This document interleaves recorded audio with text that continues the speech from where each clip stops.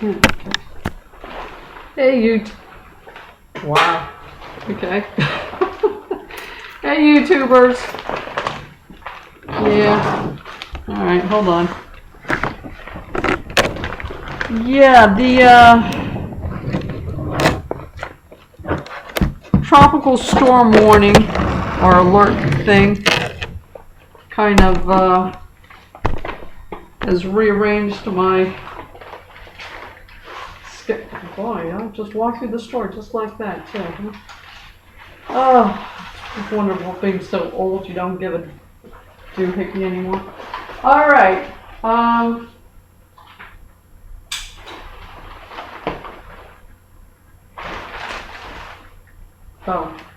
yeah, I was kind of more or less on call, so kind of have my uniform on this thing.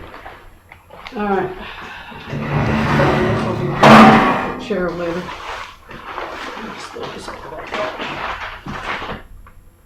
Yeah. Okay. Inclement weather has kind of shifted things today. I just got off the phone, and apparently they're leaving it to our discretion whether to come in or not. I haven't been feeling too well, so I'm grabbing the opportunity to get some downtime. All right, I took the opportunity to run to the store. I went to Whole Foods, but they're opening an hour later than usual, so I went to Randall's instead. Was running out of stevia. Apparently Organics has a version. So organic ethyl riddle? I don't know. Organic stevia extract. And I got something in parentheses, so I'm not going to bother doing that. But apparently Organics has a stevia thing. 40 packets in each, so I grabbed 2 of those instead of the 1 box of 100s. Yeah. All right, so running out of that, so I grabbed that. Again, I usually go with the shopping list, but yeah. What I went for were breakfast bars, because I'm down to my last one. And although I did say I would just be eating almonds instead, I actually love breakfast bars. I get a kick out of this thing. Okay, the Simple Mills was the best one I found at Whole Foods, I think. And that includes total sugars, 8 grams, includes 7 grams of added sugars. Alright. Anyway, it's 14% of the recommended daily value for the sugar intake thing. That's Simple Mills soft bake almond flour bars, dark chocolate almond. Right? Anyway. I forget how much that one was. I think it's like $5.50 or something, which is like probably double the price of the other things. I found this at Randall's though. Open Nature Date Bars, Apple Cinnamon. And this says total sugars 15 grams, includes, oh wait a minute,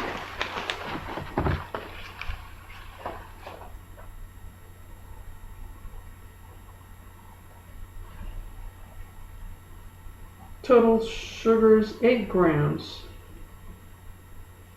Now how is this total sugars 8 grams, 14%, and this thing total sugars 15 grams, and it's 0% of the daily value.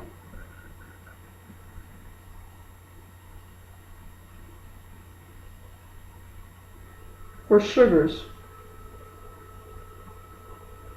How can this have 15 grams and be 0%? And this one have 8 grams and be 14%. Okay, someone's lying here.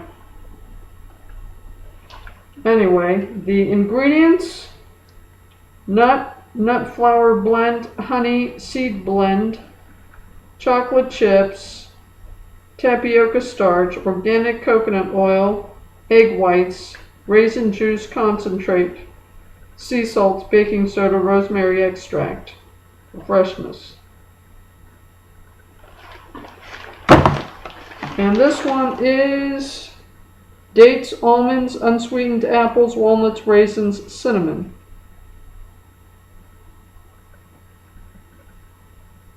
Okay, I am left totally, I don't know what.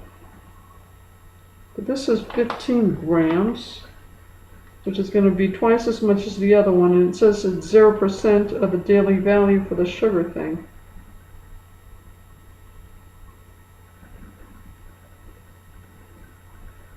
And I bought 2 boxes of this because I was so impressed with that 0%. I don't know. Anyway, this is like $5.50 if I remember correctly. This was $4.99. So it's about the same price, same amount of bars. But okay, they're leaving me just mystified with that thing. I don't see how 15 total sugars 15 grams is 0% of the daily recommended, and while the alright, I don't know what the heck all that means. Okay, now I'm at a complete loss because I was so impressed. Like I said, I grabbed 2 of those. Now I don't know what to say except I like breakfast bars. And I don't know which one's best now. Alright. Anyway. I'm bewildered. Restocking my organic popcorn. 1 more box of that. Yeah, I go through those suckers like nothing.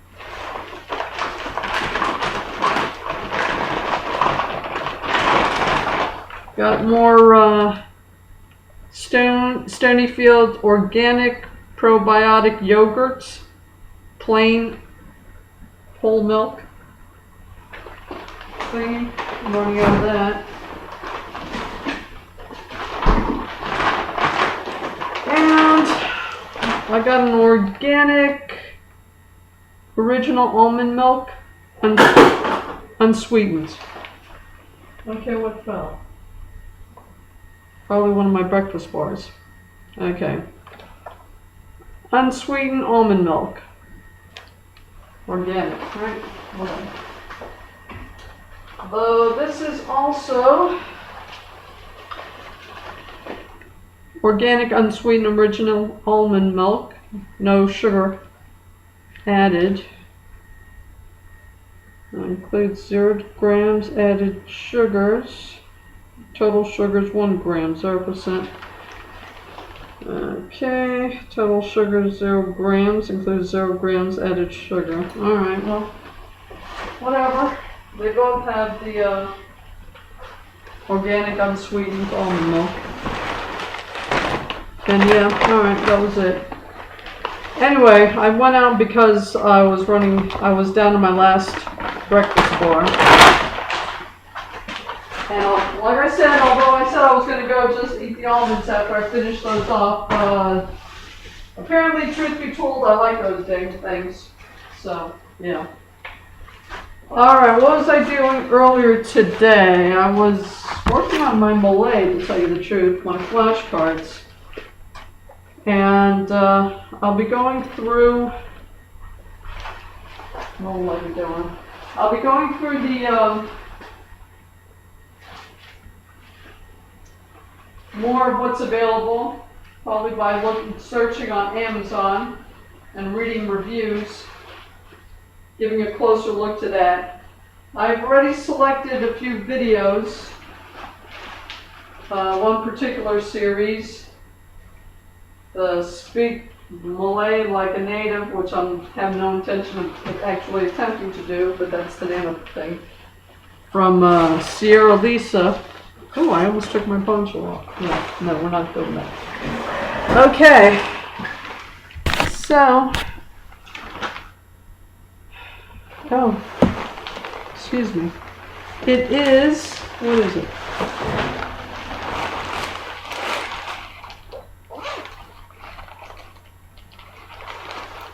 I had already taken my phone out to call these people, hadn't I? Yes, indeed. It is Tuesday, September 14th, 9:24 a.m. Still Houston. Okay. So, yeah, there was a tropical storm warning, and I had gotten ready for work, went down my checklist, make sure I had everything. Basically, if I just grabbed my GPS, I think that would, which is a walking GPS, I think. Yeah, went down my checklist, grabbed my backpack, grabbed my bike, started rolling out, opened the door, and there was all kinds of wind all over. So I said, oh yeah, that's right, the storm. So I went back inside, made a phone call, and they told me to call back in a couple of hours, not to come in at that point. Called back in a couple of hours. They told me no updates as far yet. Called back in a couple more hours. I just did that, and they left it to our discretion. So you know what? This whole part is grabbing the downtime. I'm good. Yeah. So, a lot of twigs out there. Drizzling. And the drizzle was constant enough for me to go ahead and put my rain pants on after a couple of blocks. But yeah, I put this one on just right after I got downstairs. A couple of blocks down, I put the rain pants on. Very happy I carried it this time. So, yeah, just a drizzle, but it's a constant drizzle. So, yeah, and a lot of twigs. Okay, and stores not opening at the hours you're used to them opening. But that was about it. Came back, and they left it to our discretion. So I suppose that means it's the all clear, right? All right, so Houston dodged a bullet. And an old fart's getting a little bit more rest. Okay, so, yeah. Yes, earlier today I had continued working on my flashcards and jotting down a few more notes about languages in general. Okay, more flashcards. And how I'm going to approach this. Okay, now as far as what I am finding, as I've stated previously, I already know what kind of phrases I'm going to be using and the kind of situations I'm going to be finding myself in. Because the country may change, but you do not change. Alright, so you might as well. Yeah. And unless you're the first American in that country, you're basically going to go through the same thing. As far as what you need to know right offhand. Yeah. If you are the first American in that country, Boy, what a trooper. Good luck. I have no idea what advice to give you because I personally never intend to put myself in that situation if at all possible. So I don't know what to tell you. But as far as just going to a country where they actually have seen another American and dealt with another American, after you've been to 3 or 4 countries, you know what you're going to go through. Okay, so you can get all the airport vocabulary you want, but talk about a ridiculous waste of time. One, everyone that works in an airport that's going to have contact with foreigners already knows enough English to deal with you. All right? And if they don't, they're off somewhere else in some back room or whatever, or doing whatever the heck it is they do. If they have any contact with travelers, they already know enough English to deal with you. So, learning a bunch of that whole section of your phrase book that deals with airports and whatever, waste of time, but if you really want to, okay, knock yourself out. Plus, the only time you'd be using is when you get there and when you leave. What about every other minute of every other day? Okay? In other words, your time could be better spent focusing on other things. So one, whoever you have contact with already knows enough English to deal with you. 2, you're only going to be in an airport when you come and when you leave. 2 days, right? As opposed to every minute of every other day. Wasted effort. You need something, if you're really going to focus on things that you're going to use on an ongoing basis, stuff that involves eating, because hopefully you're going to eat every day, and maybe a couple of phrases regarding a bus stop if you're going to, because like I said, airport, only twice. Bus stop, you can use that throughout the week, every week you're there. Eating, hopefully at least a couple of times a day, you're going to need that. Alright? So after a while, and of course your own personality, because sometimes I won't ask how much does this cost, because I'll only go to places that have menus with prices on them. So I may be asking how much does that cost, but it won't be in regards to food. I already know that about myself. So I can, with some degree of certainty, skip that section of my phrase book that deals with asking how much a food item costs. Because I know for at least the first couple of weeks, I'm not going to use that because I'm only going to go to places that have printed menus. But I already know that about myself. You may be more adventurous than I am. I personally am not that adventurous, and nor do I have that kind of money to throw away for me not to be concerned with the prices. That's me, my personality, and my situation. So again, after you've been to 3 or 4 different countries, you start getting a gist of what you're going to actually be using.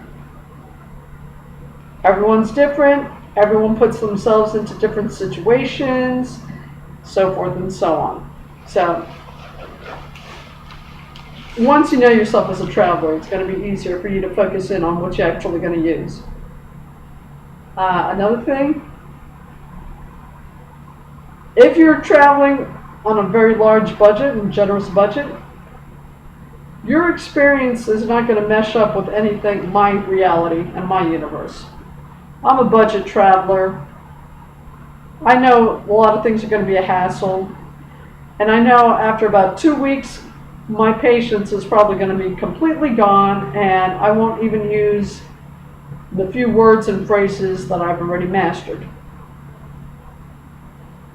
Now, if I'm there for a few more weeks, things may calm down and settle enough for me to again focus in on building my vocabulary or whatever, but language skills. But really, if you're budget traveling, after a couple of weeks, your patience is, for the most part, gone. So, I've also, once going through the language material, I know, okay, this is for before my travel, this is for the first couple of weeks, and the other stuff is if I'm there for a few more weeks, because I know I'm not going to use any of this stuff at that point. Again, that's my personality. I just happen to know that about myself already. So.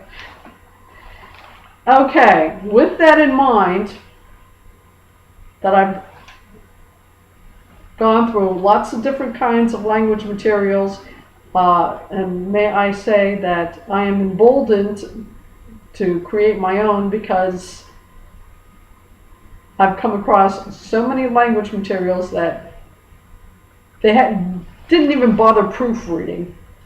Obviously didn't bother proofreading. Not that it wasn't useful to me anyway, it was, but I mean there were some errors that a native English speaker never would have made.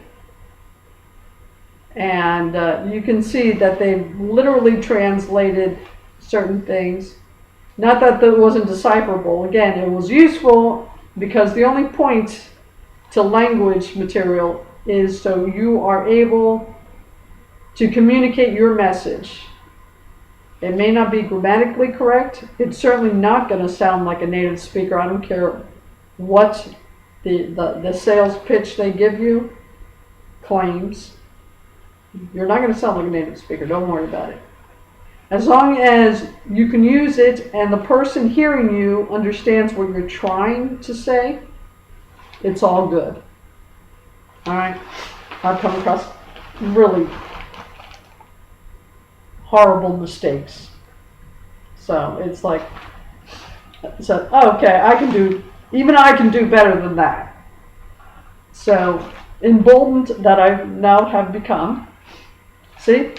Messy grammar like that. You find that all over the place in language material. As long as you can still use it, and as long as the person hearing you understands what you're trying to say, it's good. Don't sweat it. Grab it.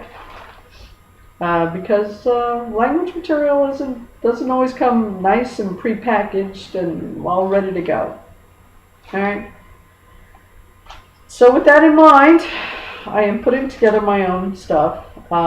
Yes, first I make I look around to see what's readily available. Okay, that was one. Okay, actually, number one is less is more. There's no point in becoming overwhelmed because at least budget traveling itself is overwhelming. Okay, so less is more. So even if you find like a series, like I found on the video series that I find useful, lesson 1, 2, and 3, pretty good, absolutely useful. Lesson 4 is of no use to me. I'm going to skip it and go straight to lesson 5, which deals with question words, and I'll go to that. Again, if there is an opportunity for me to eliminate any lesson, I'm going to grab it because less is more. I don't need to be bombarded with a bunch of stuff that I'm never going to use or seldom going to use. At least initially, I want the biggest bang for the buck. Or in this case, just the biggest bang for the effort because I'm not even paying for this. So if I'm going to put in any effort, time and effort, I want to make sure I'm going to get as much use out of this darn thing as possible. Lesson 4 in this series deals with wedding ceremony objects. Even if I were to be invited to a wedding, I would not consider this a very useful piece of information at this point in time.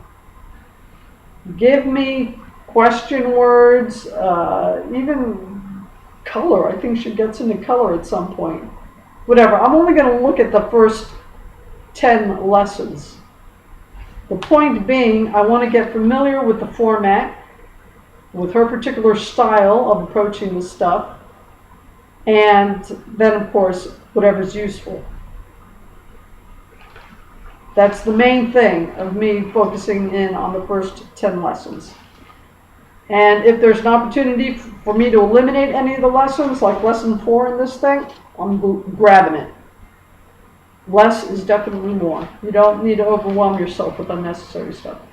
Okay, so number 1, less is more. Number 2, what's readily available.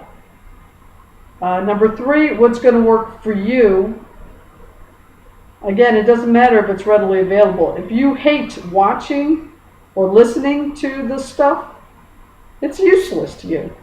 You want stuff, you don't necessarily have to love it, but you can't hate it either, because if you hate the material, you're not going to engage with it, all right? You're not going to work at it.